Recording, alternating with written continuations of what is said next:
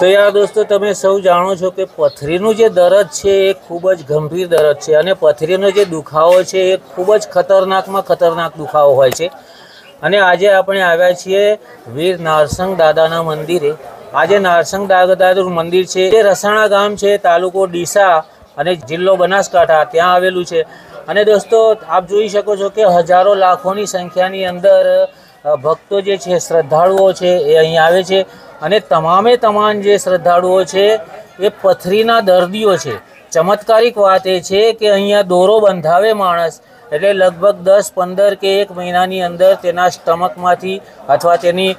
જે કિડની છે એનાથી અથવા એની જે યુરિનરી છે એની અંદરથી પથરી નીકળી જતી હોય છે અને પથરીનું કાયદેસર રજિસ્ટ્રેશન કરવામાં આવે છે। અને આપ જોઈ રહ્યા છો કે હજારોની સંખ્યામાં આ બધી પથરીઓ અહીંયા જે એક નાની બોટલ છે એની અંદર પડેલી છે, એ તમામે તમામનું રજિસ્ટ્રેશન કરવામાં